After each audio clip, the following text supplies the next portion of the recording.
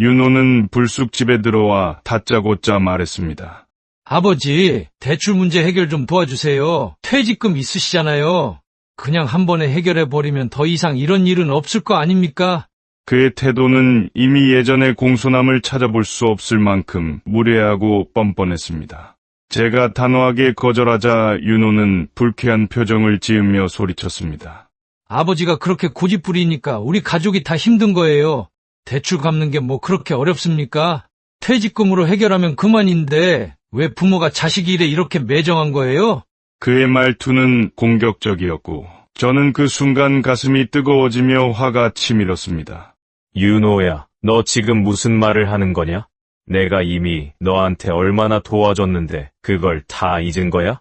그리고 내가 허락도 없이 내 이름으로 대출받은 걸 잊었니? 저는 단호하게 말했지만 윤호는 전혀 개의치 않는 듯 계속 강하게 밀어붙였습니다. 아버지, 그건 저도 미안하다고 했잖아요. 하지만 지금 이 상황에서 아버지가 도와주셔야 하는 거 아니에요? 가족이니까, 부모니까 이 정도는 당연히 해야 하는 거 아닙니까? 민희도 그 자리에 있었습니다. 그녀는 윤호를 말리기는커녕 오히려 그의 말을 거들며 강압적인 태도를 보였습니다. 아빠는 저희가 이러는 게 싫으시겠지만 솔직히 아빠 입장에서 생각해보세요. 저희가 이렇게 힘든데 외면하시는 게 맞는 건가요? 엄마랑 아빠가 저희를 조금만 이해해 주시면 될 일을 왜 이렇게 어렵게 만드세요? 저는 민희를 바라보며 말했습니다. 민희야, 내가 엄마 병원비 핑계를 대면서 돈을 가져간 것도 잊었니? 내가 그런 식으로 거짓말을 한 것도 실망스러운데 지금 내가 아빠를 이런 식으로 몰아붙이는 건 정말 아니야. 가족이라고 이런 게 당연한 줄 아느냐? 민희는 울먹이며 대답했습니다. 아빠, 그땐 정말 제가 잘못했어요. 그런데 그만큼 저희가 절박하다는 걸 이해해 주셔야 하는 거 아니에요? 부모님이 저희를 도와주는 게 그렇게 잘못된 거예요? 안녕하세요. 저는 경기도 성남시에 사는 67세 윤종우입니다. 저는 한 공장에서 30년 동안 공장장으로 일했습니다. 그동안 성실히 일한 덕분에 무탈이 가정을 꾸리고 아이들을 키울 수 있었어요. 다만 퇴직 후엔 몸과 마음이 모두 지칠 만큼 힘든 일을 겪었습니다. 지금은 퇴직금을 두고 자녀들과 깊은 갈등을 겪고 있습니다. 가족이 가장 소중하다고 믿었던 제게 이 일이 얼마나 큰 충격인지 이루 말할 수 없어요. 제 이야기를 들어주시고 따뜻한 위로와 격려의 댓글 부탁드립니다. 그리고 구독과 좋아요는 저에게 큰 힘이 됩니다. 오늘은 제가 오랜 직장 생활을 마무리하고 퇴직금을 받으면서 겪게 된 갈등과 그로 인해 가족 간의 관계가 어떻게 변했는지 이야기하려 합니다. 작은 기대와 큰 실망 속에서 가족의 의미를 다시금 되새기게 된 이야기를 시작하겠습니다. 퇴직 후 갈등이 시작되기 전까지만 해도 우리 가족은 참 평범하고 화목한 모습이었습니다. 그러나 어느 날부터인가 가족 간의 미묘한 변화가 감지되기 시작했습니다. 아이들이 자주 전화하거나 집에 오는 일이 줄어들었고 만나도 웃음보다 무언가 말하지 못하는 불편한 기운이 감돌았어요. 아이들이 바빠서 그런 것 같다며 아내와 대수롭지 않게 넘겼지만 어딘가 이상하다는 느낌을 지울 수는 없었습니다. 그리고 2년 전 제가 은퇴를 준비하며 퇴직금 이야기를 꺼냈을 때 상황은 조금씩 달라졌습니다. 가족여행을 가자는 제안의 아이들이 한 목소리로 좋다고 했지만 뭔가 쓸쓸한 기분이 들었어요. 그 후로 대화의 주제가 조금씩 돈으로 기울기 시작했습니다. 여전히 우리는 과거의 그 행복한 날들로 돌아갈 수 있을 거라 믿었습니다. 그런데 그 믿음은 점점 무너지기 시작했습니다. 아이들이 저를 바라보는 눈빛, 그리고 퇴직 후 계획을 물어볼 때마다 미묘하게 느껴지던 분위기가 의미하는 바를 저는 그때는 몰랐습니다. 이 모든 조짐들이 결국 큰 갈등으로 이어지리라고는 상상도 못했습니다. 30년 동안 일하며 가장 바라던 순간이 바로 퇴직 후 가족들과 함께 여행을 떠나는 것이었습니다. 평생을 공장에서 기계 소리와 분주한 사람들 속에서 살았습니다. 주말에도 일이 많아 쉴 틈이 없었고 명절이 되어도 쉬지 못한 적이 많았지요. 그러다 보니 저는 늘 가족들에게 미안한 마음을 가지고 있었습니다. 그런 제가 퇴직을 하고 드디어 가족들과 온전히 시간을 보낼 수 있다는 사실만으로도 설렜습니다. 퇴직금이 들어오던 날, 저는 진심으로 뿌듯했습니다. 오랜 시간 열심히 일하며 쌓아온 성과가 이렇게 보상받는구나 싶었지요. 저는 퇴직금 통장을 보며 아내에게 이렇게 말했습니다. 이제 우리 좀 쉬면서 살아도 되겠다. 당신도 고생 많았어. 아내는 제 말을 듣고 웃으며 당신이 있어 우리가 여기까지 왔어요. 라고 말했습니다. 그 말이 어찌나 감동적이던지 눈물이 핑 돌았습니다. 그날 밤, 저는 아이들에게 전화를 걸어 퇴직금을 받았다는 사실과 함께 가족여행을 제안했습니다. 윤호야, 민희야, 우리 오랜만에 여행 가는 거 어떻겠니? 큰아들 윤호는 바로 환하게 웃으며 아버지, 정말요? 제가 좋은 여행지 찾아볼게요. 라고 대답했고, 딸 민희도 우리 가족 여행이라니 너무 좋아요. 엄마랑 예쁜 옷 준비해야겠어요. 라며 들떠했지요. 아이들의 반응에 저도 아내도 덩달아 설렜습니다. 그 후로 저는 여행 계획을 세우기 시작했습니다. 아내와 함께 여행 가방을 꺼내 먼지를 털고 필요한 물건들을 하나씩 리스트에 적어가며 준비했습니다. 숙소는 바다가 보이는 펜션으로 예약했고 아이들이 좋아할 만한 음식점과 가볼 만한 곳을 하나씩 조사하며 기대를 키웠습니다. 윤호와 민희에게도 여행 날짜와 일정을 미리 알리고 여행 전날은 모두 우리 집에 모여 함께 출발하기로 했습니다. 아이들의 기대와 행복한 웃음 속에서 저는 오래전부터 꿈꾸던 가족여행이 현실이 된다는 사실에 마음이 벅찼습니다. 작은 도시락을 싸서 가까운 공원으로 나갔던 옛 기억이 떠올랐고 이번에는 더 멀리 떠나 우리가 함께 더 많은 추억을 만들 수 있다는 생각에 뿌듯했습니다. 하지만 여행을 떠나기 이틀 전 아이들이 저희 집에 모였던 날의 분위기는 제가 기대했던 것과는 너무나 달랐습니다. 큰아들 윤호는 평소처럼 밝은 모습이 아니라 다소 굳은 표정을 하고 있었습니다. 아버지, 여행 얘기는 잠시 미뤄두고 말씀드릴 게 있습니다. 윤호의 갑작스러운 말에 저는 멈칫했지요. 왜 그러냐? 여행 준비 다 됐는데 무슨 일이냐? 라고 물으며 그의 표정을 살폈습니다. 윤호는 한참을 망설이더니 결국 입을 열었습니다. 저희가 가족여행을 못 갈 것 같아요. 사실 제가 지금 급하게 돈이 좀 필요하거든요. 윤호의 말에 순간 머릿속이 하얘졌습니다. 무슨 문제가 생겼는지 걱정이 앞섰지요. 뭐라고? 무슨 일이냐? 왜 돈이 필요하다고 하는 거야? 라고 재촉하자 윤호는 얼굴을 찌푸리며 대답했습니다. 사실 제가 최근 투자에 실패해서 빚이 생겼어요. 정리하려면 돈이 좀 필요해요. 아버지가 퇴직금을 받으셨다고 해서 정말 죄송하지만 그 돈으로 좀 도와주실 수 있나요? 그 말을 듣는 순간 저는 가슴이 철렁 내려앉는 기분이었습니다. 우리 가족의 행복한 추억을 위해 계획했던 여행이 이렇게 무너질 줄은 꿈에도 몰랐습니다. 더 놀라운 건 딸 민희의 말이었습니다. 민희는 윤호의 말에 조용히 있더니 불쑥 입을 열었습니다. 아빠, 저도 요즘 살림이 너무 힘들어요. 병원비며 생활비가 부족해서. 민희는 마치 기다렸다는 듯 자신도 돈이 필요하다고 말했습니다. 그녀는 심지어 눈물을 보이며 절박한 상황을 호소했습니다. 민희는 이어 이렇게 말했습니다. 저희 집도 요즘 생활비 때문에 허덕이고 있어요. 아이들도 학원비가 모자라서 걱정이에요. 아빠 퇴직금이면 저희가 그동안 힘들게 살던 문제를 해결할 수 있을 거예요. 여행은 나중에 가도 되잖아요. 그 돈으로 우리 좀 도와주시면 안 될까요? 그 순간 저는 무언가 잘못되었다는 것을 느꼈습니다. 왜 아이들이 여행 이야기가 아닌 돈 이야기를 하고 있을까? 아이들이 무슨 어려움이 있었는지 몰랐던 제가 죄책감이 들기도 했지만 동시에 왜 이렇게 갑작스러운 요구를 하는지 당황스러웠습니다. 그날 밤, 저는 아내와 조용히 여행 가방을 다시 제자리에 넣으며 씁쓸한 마음을 감추지 못했습니다. 아내는 여행이 취소된 것에 대해 섭섭해하면서도 이렇게 말했습니다. 아이들이 어려운 상황이라는데 우리가 어쩌면 좋을까요? 하지만 저는 이 상황을 받아들이기 어려웠습니다. 그래도 여행은 꼭 가고 싶었는데. 라는 아내의 말이 가슴에 박히면서도 한편으로는 아이들의 갑작스러운 요구가 마음에 걸렸습니다. 그날 이후 가족 여행은 더 이상 대화의 주제가 되지 않았습니다. 설렘과 기대 속에서 준비했던 시간들이 무색하게도 우리는 여행을 포기해야 했습니다. 그저 허망한 마음만 남아 있었습니다. 가족 여행이 무산된 후에도 퇴직금을 둘러싼 긴장은 계속되었습니다. 여행 대신 아이들이 종종 퇴직금 사용 계획에 대해 묻기 시작했지만 저는 별다른 의심 없이 대답을 피하곤 했습니다. 아버지, 퇴직금은 주식 투자 같은 건 안 하시는 거죠? 라든지 혹시 퇴직금으로 적금이나 보험을 새로 드신 건가요? 라며 물어오기도 했습니다.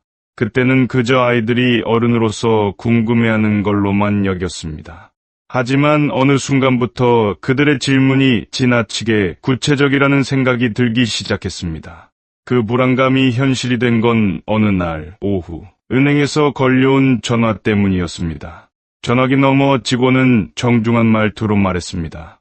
윤종우 고객님 맞으시죠? 최근에 가입하신 보험 해약건으로 확인차 연락드렸습니다. 순간 저는 심장이 철렁 내려앉았습니다. 해약이라니요. 제가 가입한 보험은 그대로 유지하고 있는데요. 직원의 설명은 더욱 놀라웠습니다. 최근 고객님의 아드님께서 해약을 요청하셔서 처리가 완료되었습니다. 저는 상황을 이해할 수 없었습니다. 아들이요. 제 허락도 없이요? 그럴 리가 없습니다. 실수 아니에요. 라고 말했지만 직원은 명확히 고객님의 서명 확인을 받았다는 기록이 있습니다. 직접 방문하셔서 확인해 보시겠습니까? 라고 답했습니다. 그 순간 머리가 하얘졌습니다. 윤호가 어떻게 내 명의를 도용해 보험을 해약했단 말인가? 저는 전화를 끊자마자 아내를 불렀습니다. 윤호가 내 보험을 해약했다고 하는데 당신은 아는 게 있나? 놀란 아내는 고개를 가로저으며 그럴 리 없지 않나요? 윤호가 왜 그런 일을 했겠어요? 라고 말했습니다. 하지만 제 마음 한편에는 불안함이 가시질 않았습니다. 내일 은행에 직접 가서 확인해야겠어. 그냥 넘어갈 수 있는 일이 아니야. 다음날 은행을 찾아가 확인한 결과 윤호가 제 명의로 해약 처리를 했다는 사실이 명백히 드러났습니다. 해약된 보험금은 이미 그의 계좌로 입금되어 있었습니다. 이 돈을 어디다 쓴 겁니까? 라고 묻는 제게 은행 직원은 그건 고객님의 아드님께 직접 여쭤보셔야 할 것 같습니다. 라고 답했습니다. 집으로 돌아오자마자 윤호에게 전화를 걸었습니다. 전화가 연결되자 그는 머뭇거리며 받았습니다. 윤호야, 내가 내 보험 해약했니? 라는 제 물음에 한참을 침묵하던 윤호는 조심스레 말했습니다. 아버지, 죄송합니다. 제가 그랬어요. 그의 말을 듣는 순간 분노와 배신감이 한꺼번에 치밀어 올랐습니다. 내가 어떻게 내 허락도 없이 그런 짓을 할 수 있냐? 그 돈이 우리 노후에 얼마나 중요한지 알면서도 그랬어. 윤호는 한숨을 쉬며 변명했습니다. 아버지, 정말 죄송합니다. 그런데 제 상황이 너무 급했어요. 투자 실패로 빚이 쌓여서 어쩔 수 없었습니다. 아버지도 어차피 노후 준비를 다른 방법으로 하실 거라 생각해서. 그의 말에 저는 참을 수 없을 만큼 화가 났습니다.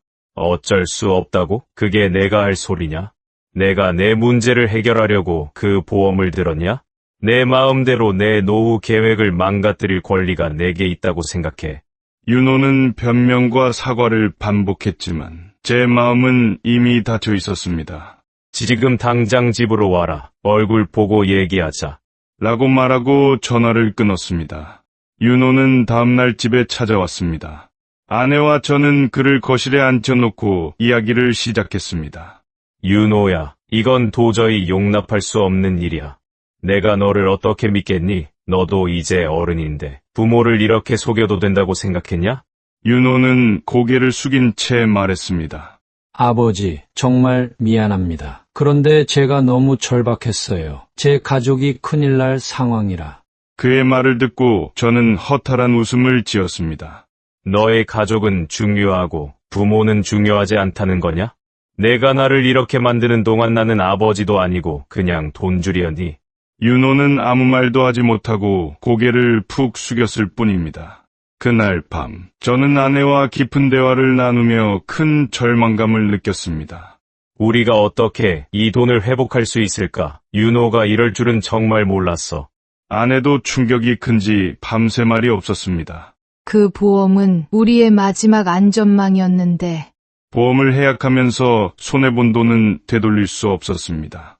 무엇보다 윤호가 우리 허락도 없이 그런 일을 저질렀다는 사실이 제 가슴을 후벼 파고 있었습니다. 그날 이후 저는 윤호에게 어떻게 마음을 열어야 할지 모르겠다는 생각뿐이었습니다. 하지만 윤호의 보험 해약 사건 이후로도 저는 아이들에 대한 신뢰를 잃지 않으려 했었습니다. 가족이란 원래 서로 이해하고 돕는 거라고 스스로 되뇌며 어렵더라도 함께 이겨내야 한다고 생각했기 때문입니다. 그러나 그 신뢰는 딸 미니와의 일로 더 크게 흔들리고 말았습니다. 아내는 몇 년 전부터 고혈압과 관절염으로 병원을 꾸준히 다니며 약을 복용하고 있었습니다. 큰 병원에 입원하거나 중대한 치료를 받는 건 아니었지만 정기적인 진료와 약값은 꾸준히 지출되고 있었습니다.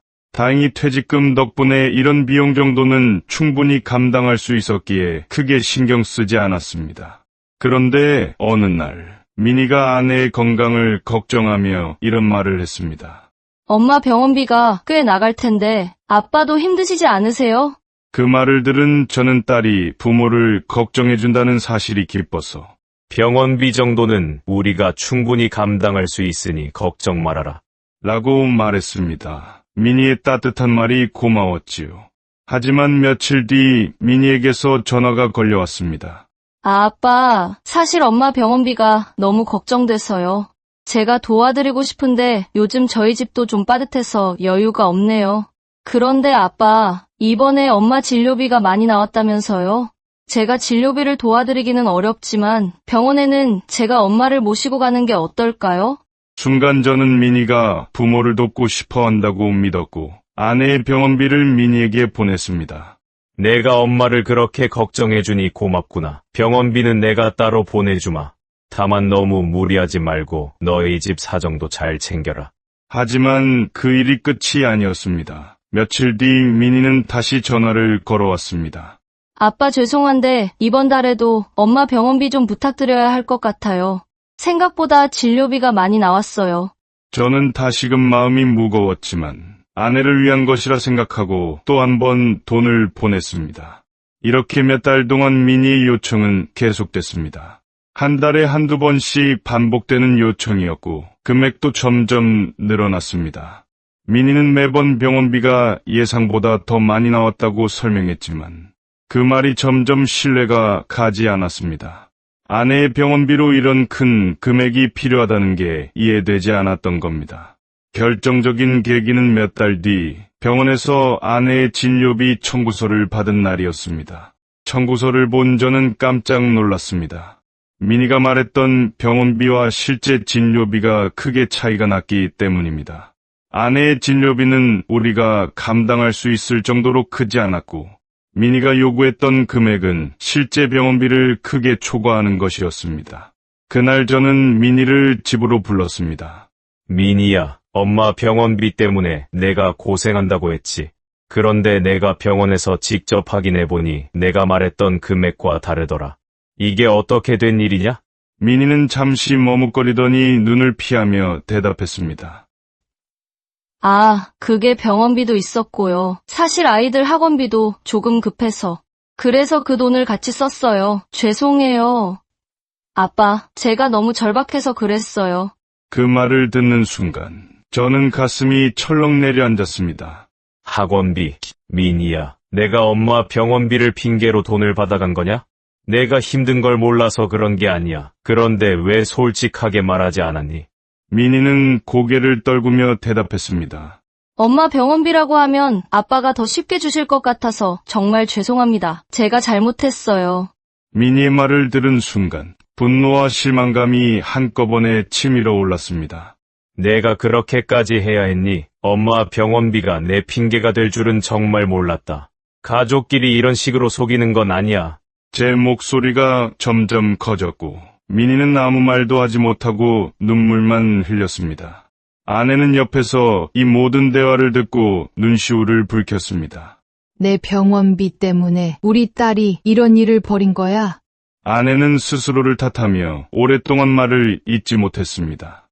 그 모습을 보며 제 마음은 더 무거워졌습니다. 그날 이후 민희와의 관계는 이전과 같을 수 없었습니다.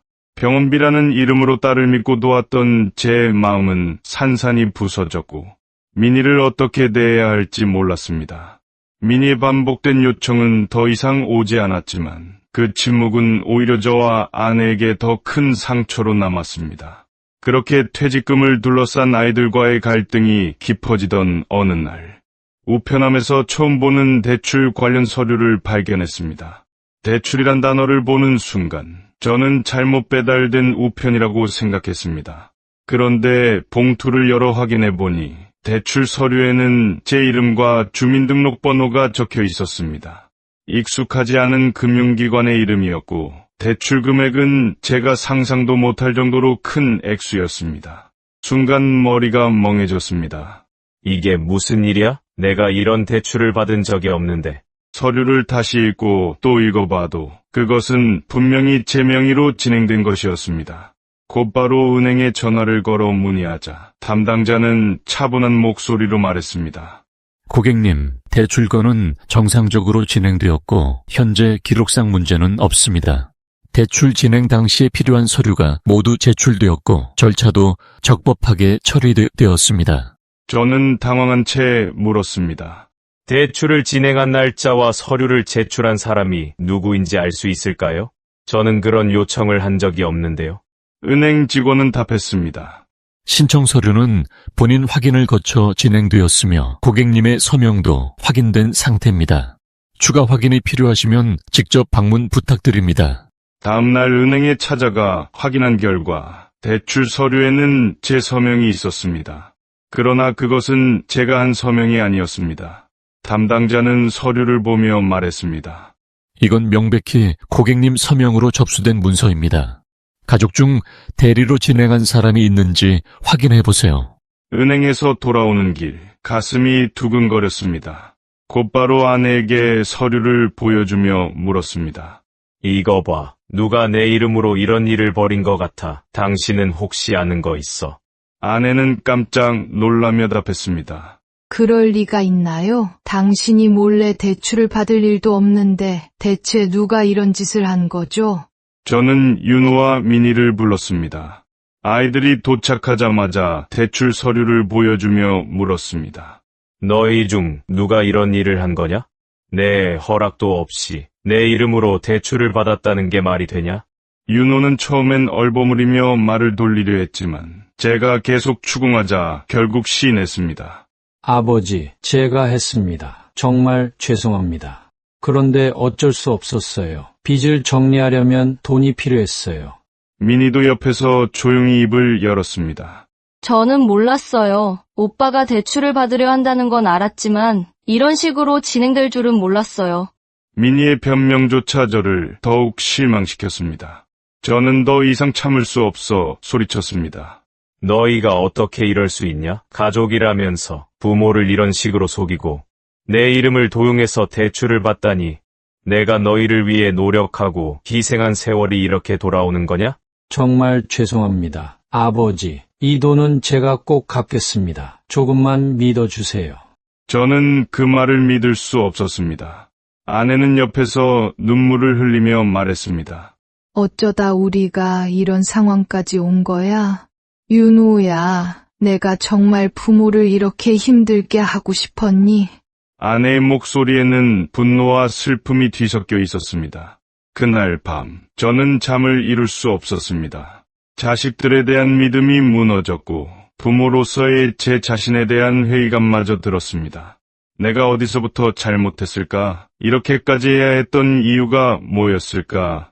아무리 생각해도 답은 나오지 않았습니다. 대출 사건 이후 자녀들과의 관계는 걷잡을 수 없이 악화되었습니다. 대출 문제로 크게 싸운 후에도 윤호와 민희는 전혀 반성의 기미를 보이지 않았습니다. 오히려 대출 상환을 핑계로 더욱 노골적이고 강압적으로 돈을 요구하기 시작했습니다. 처음엔 전화로 말하던 그들이 점점 직접 집에 찾아와 요구하기 시작했습니다. 윤호는 불쑥 집에 들어와 다짜고짜 말했습니다. 아버지, 대출 문제 해결 좀 도와주세요. 퇴직금이 있으시잖아요. 그냥 한 번에 해결해버리면 더 이상 이런 일은 없을 거 아닙니까? 그의 태도는 이미 예전의 공손함을 찾아볼 수 없을 만큼 무례하고 뻔뻔했습니다. 제가 단호하게 거절하자 윤호는 불쾌한 표정을 지으며 소리쳤습니다. 아버지가 그렇게 고집부리니까 우리 가족이 다 힘든 거예요. 대출 갚는 게 뭐 그렇게 어렵습니까? 퇴직금으로 해결하면 그만인데 왜 부모가 자식 일에 이렇게 매정한 거예요? 그의 말투는 공격적이었고 저는 그 순간 가슴이 뜨거워지며 화가 치밀었습니다. 윤호야, 너 지금 무슨 말을 하는 거냐? 내가 이미 너한테 얼마나 도와줬는데 그걸 다 잊은 거야? 그리고 내가 허락도 없이 내 이름으로 대출을 받은 걸 잊었니? 저는 단호하게 말했지만 윤호는 전혀 개의치 않는 듯 계속 강하게 밀어붙였습니다. 아버지, 그건 저도 미안하다고 했잖아요.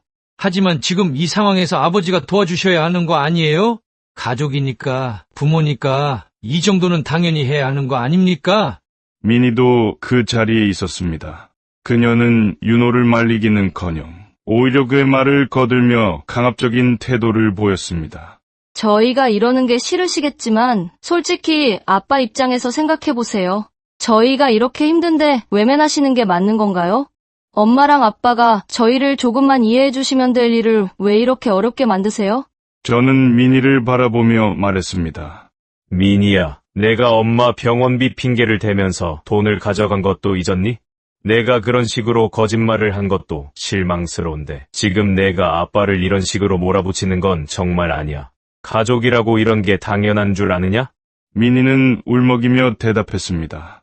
아빠, 그땐 정말 제가 잘못했어요. 그런데 그만큼 저희가 절박하다는 걸 이해해 주셔야 하는 거 아니에요? 부모님이 저희를 도와주는 게 그렇게 잘못된 거예요? 두 자식들의 말과 행동은 점점 더 뻔뻔해졌습니다. 그들에게 저는 부모가 아니라 자신들의 문제를 해결해줄 도구처럼 느껴졌습니다. 윤호는 한 발 더 나아가 말했습니다. 아버지, 솔직히 말씀드리면 퇴직금을 이렇게 쥐고 계실 이유가 뭐가 있습니까? 어차피 쓰지도 않을 돈이고 저희처럼 급한 사람이 쓰는 게 맞는 거 아닙니까? 그 말을 듣는 순간 저는 분노와 실망을 동시에 느꼈습니다.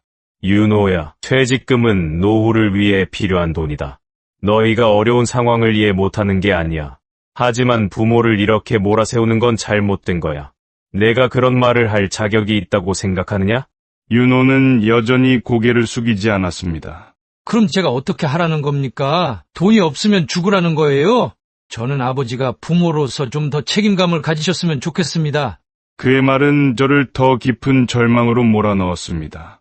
민희는 분위기가 험악해지자 윤호를 달래며 나가려고 했지만 상황은 이미 돌이킬 수 없을 만큼 심각했습니다. 자녀들의 강압적인 요구는 단순한 부탁이 아니라 위협처럼 느껴졌고 저는 그들을 더 이상 가족으로 느낄 수 없을 만큼 마음이 멀어졌습니다. 그날 이후 자녀들은 여전히 돈을 요구했지만 저와 아내는 점점 말을 줄였습니다. 서로가 얼굴을 마주하는 것조차 피하게 되면서 가족이란 이름은 점점 의미를 잃어갔습니다. 노골적인 요구가 거듭되던 어느 날 윤호가 아침부터 집으로 찾아왔습니다. 전화를 받지 않으면 무작정 찾아오는 일이 잦아지긴 했지만 이날은 표정이 유독 험악해 보였습니다. 그는 현관문을 열자마자 거실로 들어와 앉으며 말했습니다. 아버지, 이제 정말 끝장을 봐야겠습니다. 이렇게 거절만 하시면 저도 참을 수 없습니다. 그의 말투는 이미 강압적이었고 저는 차분히 그를 진정시키려 했습니다. 윤호야, 내가 아무리 급해도 이렇게 찾아와서 큰소리치는 건 옳지 않다.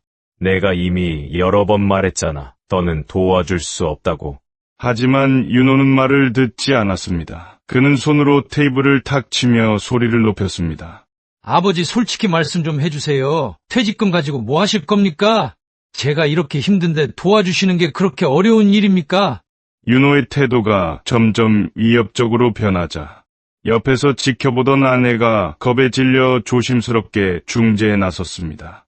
윤호야, 내가 화내는 건 이해하지만 이렇게 하면 안 된다. 내 아버지가 얼마나 힘드신지 모르겠니? 그러나 윤호는 아내의 말을 듣지 않았습니다. 오히려 화를 더 냈습니다. 힘들기는요. 퇴직금도 있고 집도 있으신데 뭐가 그렇게 어려우십니까? 그냥 저희를 한번 도와주시면 끝나는 일 아닙니까? 저는 더 이상 참을 수 없었습니다. 윤호, 내가 지금 무슨 말을 하는지 알고는 있는 거냐? 내가 내 이름으로 대출을 받았을 때도 참고 넘어갔지만 이젠 정말 한계야. 내가 너한테 그런 식으로 돈을 줄 거라고 생각하지 마라. 그러자 윤호는 갑자기 자리에서 일어나 테이블을 세게 밀치며 소리쳤습니다. 그럼 저보고 죽으라는 말입니까? 이렇게까지 말해도 부모라는 사람이 아무것도 안 해주는 게 말이 됩니까? 그의 목소리는 점점 더 커졌고 아내는 놀라서 소리쳤습니다. 윤호야, 왜 이렇게까지 하는 거냐? 제발 좀 진정해. 그러나 윤호는 진정하기는커녕 더욱 화를 냈습니다. 그는 갑자기 저를 향해 손을 뻗으며 테이블 너머로 강하게 밀쳤습니다. 저는 순간 균형을 잃고 넘어지면서 팔꿈치가 바닥에 부딪혔습니다. 고통스러웠지만 무엇보다 더 충격적이었던 건 윤호가 저를 밀었다는 사실이었습니다. 아내는 눈물을 흘리며 윤호를 붙잡으려 했습니다. 윤호, 너 아버지에게 무슨 짓이냐? 이렇게 하는 게 무슨 소용이 있겠니? 하지만 윤호는 그런 아내를 밀쳐내며 외쳤습니다. 저도 참을 만큼 참았어요. 이제 제발 저를 좀 도와주세요. 더 이상 이렇게 살 수 없습니다. 저는 바닥에서 천천히 일어나며 말했습니다. 이젠 됐다. 내가 내 아들인 게 부끄럽다. 더 이상은 할 말이 없다. 당장 이 집에서 나가라. 윤호는 한참을 서 있다가 결국 문을 세게 닫고 나갔습니다. 그가 떠난 뒤에도 집안은 고요하지 않았습니다. 아내는 멍하니 앉아 눈물을 흘리고 있었고 저 역시 충격에서 벗어나지 못했습니다. 그날 밤 저는 아내와 깊은 이야기를 나눴습니다. 이젠 정말 끝이야. 우리가 윤호와 민희를 너무 믿었던 게 잘못이었어. 이제는 이곳에서 벗어나야겠어. 아내도 무겁게 고개를 끄덕이며 동의했습니다. 폭력으로까지 번진 갈등은 이제 가족 간의 관계를 회복할 여지마저 없게 만들었습니다. 가족이라는 이름이 무색해진 상황 속에서 우리는 이 집을 떠나기로 결심했습니다. 윤호와의 폭력적인 충돌 이후 집안은 완전히 무너져 버린 듯했습니다. 그날 밤 아내와 저는 깊은 침묵 속에서 서로의 얼굴만 바라보았습니다. 아내는 눈물에 젖은 얼굴로 말했습니다. 우리 정말 여기서 이렇게 살아도 되는 걸까요? 매일 불안에 떨면서 언제까지 버틸 수 있을지 모르겠어요. 저는 아내의 손을 꼭 잡으며 말했습니다. 여긴 더 이상 우리의 집이 아니야. 이젠 떠나야 할 때야. 이곳을 지키려다가는 우리만 상처받고 끝날 거야. 이제 우리가 할 수 있는 선택은 도망치듯 이곳을 떠나는 것뿐이었습니다. 아이들을 피해 새로운 곳으로 떠난다는 생각은 처음엔 마음이 무거웠습니다. 그러나 더 이상 이 집에서 버티며 아이들의 끝없는 요구와 갈등 속에 살 수는 없었습니다. 결국 우리는 경기도 외곽의 작은 전원주택을 전세로 계약하기로 결정했습니다. 퇴직금의 절반 이상이 이미 사라진 상황에서 서울에서 계속 살기엔 재정적으로도 어려움이 컸습니다. 전원주택은 오래된 단층집이었지만 주변은 조용하고 한적했습니다. 넓은 텃밭이 있는 정원과 멀리서 들리는 새소리와 개울물 소리가 마음을 조금이나마 편안하게 해 주었습니다. 계약을 마치고 돌아오는 길에 아내가 말했습니다. 여기가 우리 마지막 집이 될까요? 여기서라도 조용히 살 수 있겠죠? 저는 아내의 말을 듣고 고개를 끄덕였습니다. 그래. 여기서는 우리 둘만을 위해 살자. 더는 누구에게도 기대지 말고 방해받지도 않으면서. 이사를 준비하며 우리 부부는 아이들에게는 아무 말도 하지 않기로 했습니다. 아이들이 우리가 떠난 사실을 알게 된다면 또 찾아올지도 모른다는 두려움 때문이었습니다.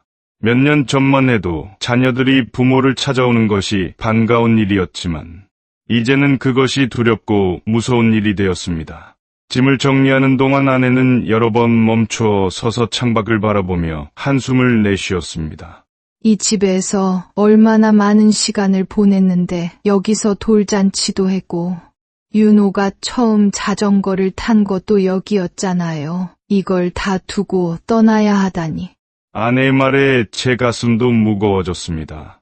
이삿짐 트럭이 집 앞에 도착한 날, 아내와 저는 마지막으로 집안을 둘러보았습니다. 거실에 낡은 소파, 식탁, 아이들이 어릴 적 그려놓은 낙서까지 모든 것이 추억이었지만 동시에 그 추억이 우리를 무겁게 짓누르는 것 같았습니다. 정말 떠나는구나 라는 생각이 머릿속을 떠나지 않았습니다. 저는 아내와 함께 문 앞에 서서 마지막으로 뒤돌아보았습니다. 여기서 좋은 일도 많았지만 이제는 다 잊자. 그게 우리가 살아가는 유일한 방법이야. 아내는 말없이 고개를 끄덕이며 문을 닫았습니다. 전원주택으로 들어가는 길은 조용했습니다. 낡은 대문이 삐걱거리며 열렸고 정원에는 무성한 잡초가 자라 있었습니다. 하지만 이곳은 우리를 위해 준비된 마지막 안식처 같았습니다. 아내는 처음엔 무성한 잡초와 낡은 집을 보고 한숨을 쉬었지만 이내 작은 미소를 지으며 말했습니다. 그래도 여기가 우리에겐 새로운 시작이겠죠? 당신과 같이 있다면 여기서도 잘 살 수 있을 거예요. 이삿짐을 정리하며 작은 방에 아내와 제가 함께 쓸 침대를 놓았습니다. 예전에 넓고 밝은 집과는 비교도 되지 않는 공간이었지만 마음만은 오히려 더 평온했습니다. 우리 이제 여기를 집이라 생각하고 하루하루 살아가자. 그게 우리한테 가장 중요한 일이야. 아내는 제 손을 꼭 잡으며 대답했습니다. 그렇게 해요. 이제는 우리 둘만을 위해 살아요. 하지만 마음 한구석에는 여전히 자녀들에 대한 복잡한 감정이 자리 잡고 있었습니다. 밤이 깊어지면 윤호와 미니의 얼굴이 떠올랐습니다. 우리가 잘못한 걸까? 아이들을 너무 밀어낸 건 아닐까? 자책감이 마음속에서 머리를 들었지만 다시 떠올리려는 기억을 억눌렀습니다. 이제는 과거를 붙잡고 있을 시간이 없었습니다.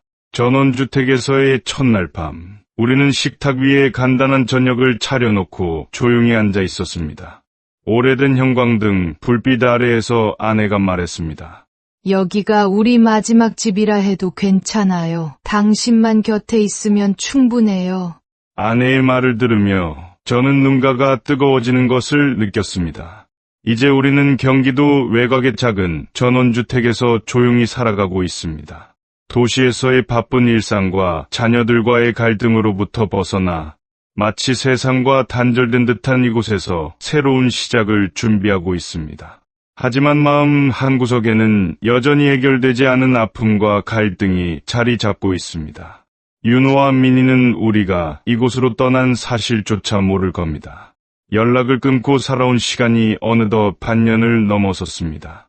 처음엔 전화나 메시지라도 올 줄 알았지만 그마저도 없었습니다.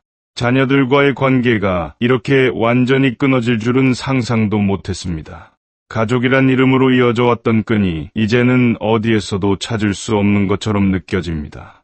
아내는 여전히 자녀들 이야기가 나오면 가슴 아파합니다.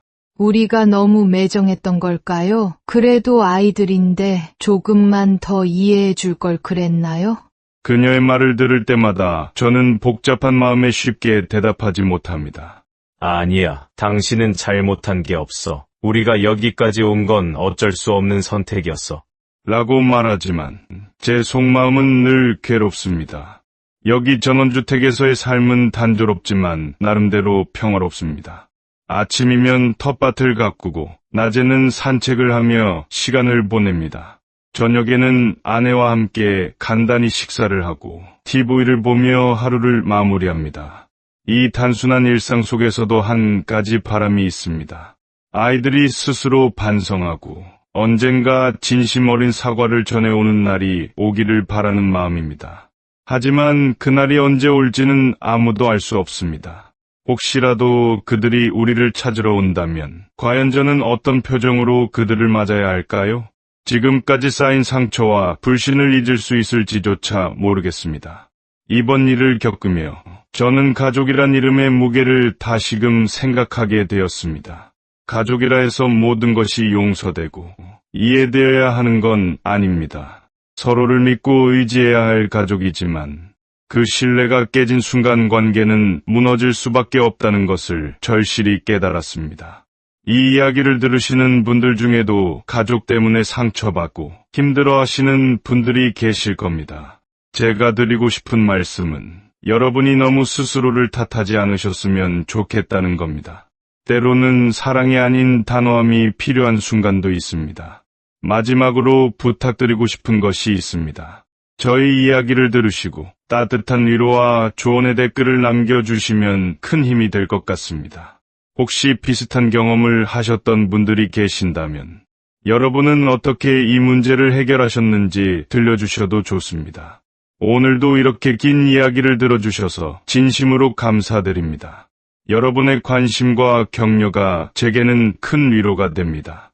구독과 좋아요를 눌러주신다면 앞으로도 더 많은 이야기를 나눌 수 있을 것 같습니다. 감사합니다.